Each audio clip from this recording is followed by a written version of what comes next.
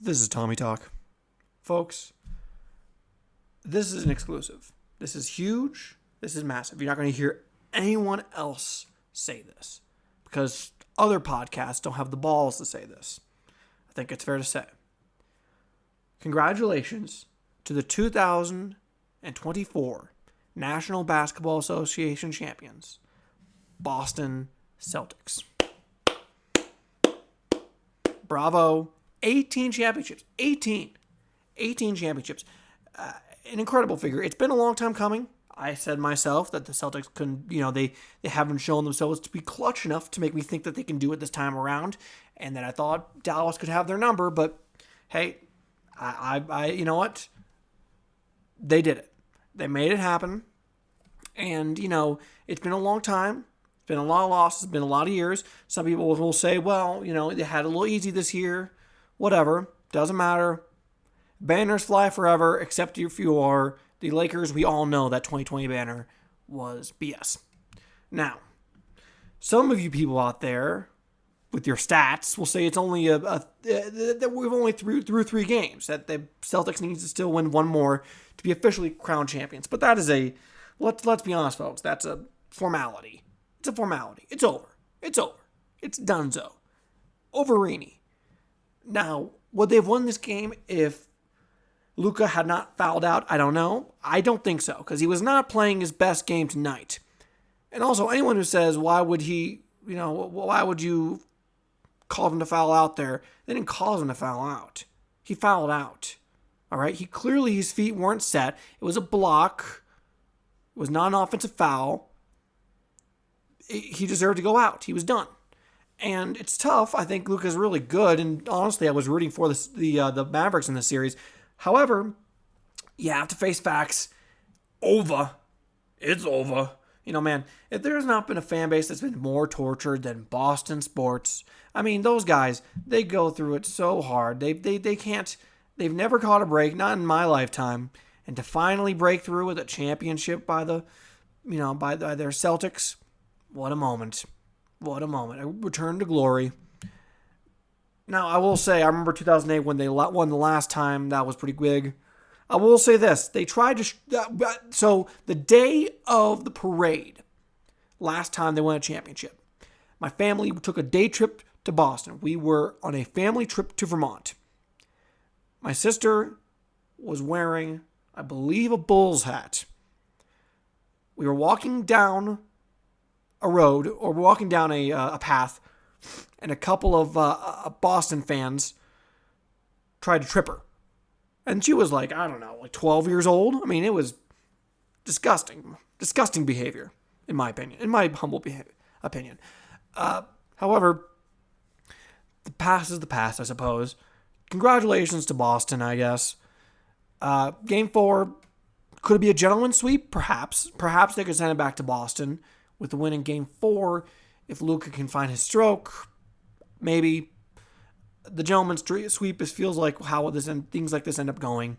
However, even if they win Game 4, I think the Mavericks are done. I think the Celtics fans might even want them to lose Game 4, so that way they go back to Boston. They can celebrate in the streets in Boston for that, So, congrats to Boston, I guess. Also in the NBA, and I'm getting a little concerned, folks. I have a feeling this show we're on cursed watch here. We are on cursed watch. I'm officially saying it because 3 different episodes in a row, we have eulogized a dead person. 3 episodes in a row. First, it was Bill Walton. Then it was Bill Anders. And now, sadly, Jerry West has died. R.I.P. Jerry West. It is a little weird that last episode I specifically mentioned winning time. I very specifically mentioned how I didn't think it should have been canceled, and I related that back to all the stuff with Dan Hurley and the Lakers. And then it just so happens, a couple days later, he dies. The last time that he got any press was when the controversy all came out about Jason Clarke and that show portraying him as a real dickhead. And not portraying him correctly and putting events making him look in a bad light. Now, personally, I kind of liked Jason Clarke in that series. I thought he had a fire to him, Jerry West. There was something about him in that series that was, sure, kind of hateable, but also, you understood him. You understood him. Now, I don't know what Jerry West was in real life. Probably not like that.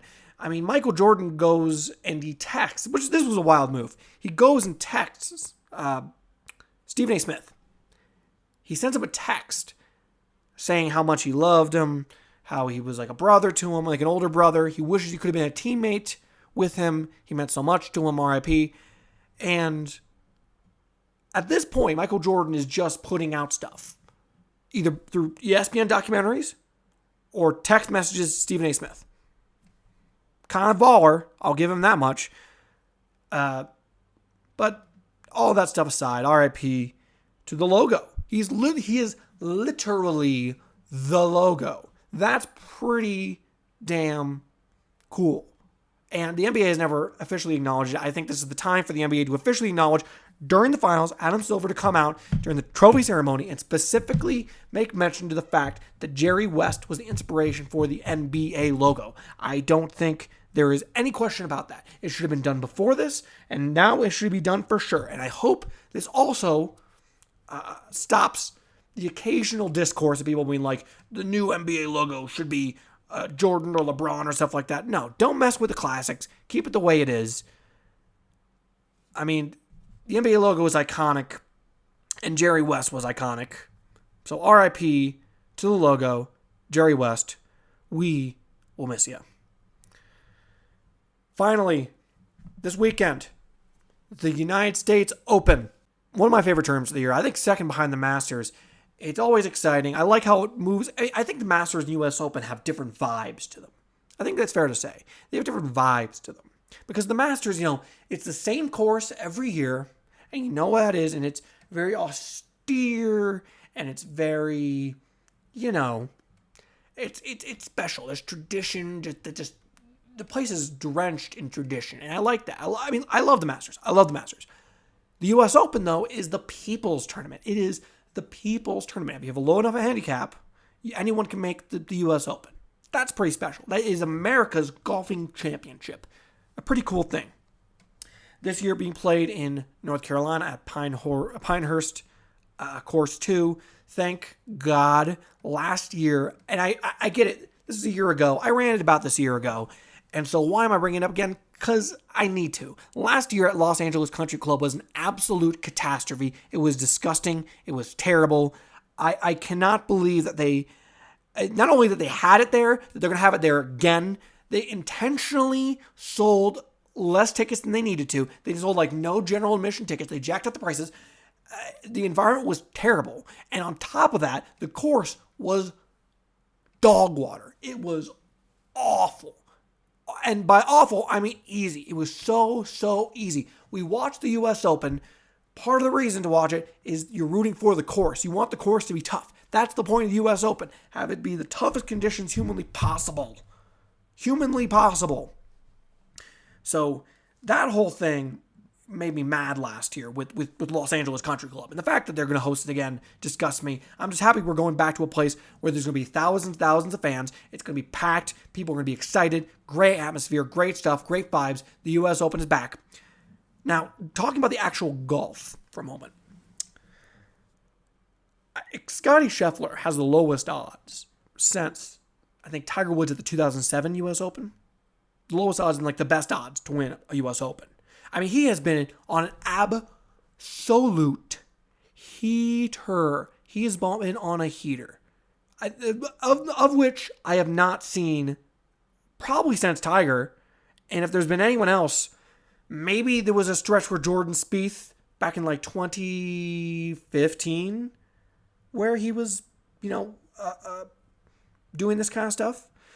His last tournament, Memorial, W. Term before that, second place. PGA Championship, he ended up 8th. I thought he could make it happen. Obviously, everything happened with the police. RBC Heritage, W. Masters, W. Houston Open, 2nd. The Players, W. Arnold Palmer, W. I mean, And then he went, the last time he finished even 10th in a tournament was the Genesis Open back in February. He has been, I mean, the lowest was 8th.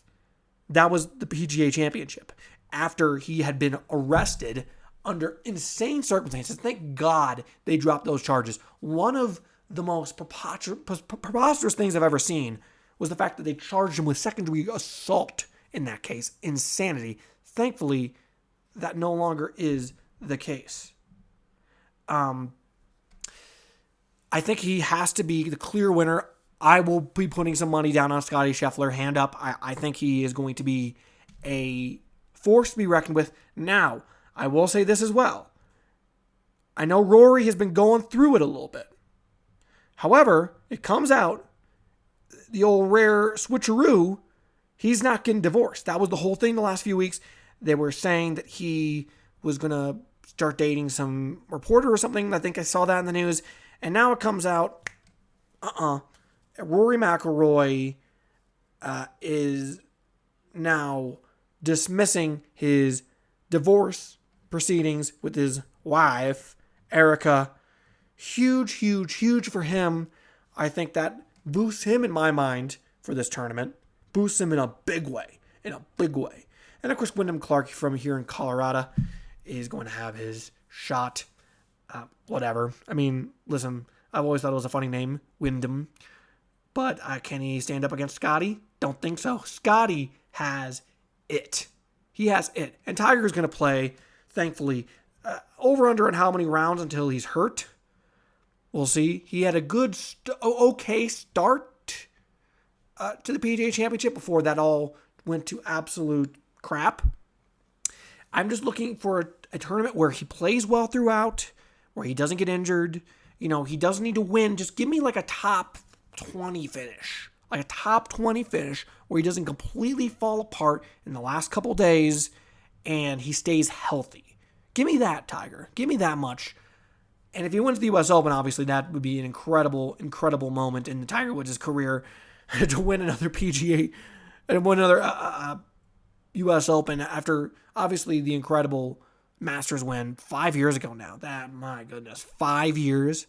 5 years. Time is passing way too fast. That was 5 years last time Tiger won. Not only the last time he won that Masters, that feels like yesterday. No, it was 5 years ago. 5. Nutso. Absolutely nutso. So I'm hoping that should be our expectations for Tiger. Just make it all 4 rounds and stay healthy and don't completely implode after you make the cut. Just make the cut and don't implode. That's the, you know what? Anything more than that, we might be asking a little too much from our guy. We'll keep it at that for now. Just for now. And then for Scottie Scheffler, I mean, you win it all. Go and win it all, buddy. Go win it all. Keep the good times rolling. You are quite literally the best player in golf. And it's nice to see excellence return to golf in a way that we haven't seen in some time. Thank you all for listening. Please subscribe. Please subscribe. Please subscribe. YouTube. Please subscribe. Apple Podcasts. YouTube is Tommy Gay and Apple Podcasts is Tommy Talk. Please follow on socials, Twitter, Instagram, the TikTok at Tommy SGAHAN. It's Irish. An Irish name. An Irish name congratulating the Celtics on their NBA championship. This is Tommy Gann, and this is Tommy Talk. So that's it. Bye. Bye.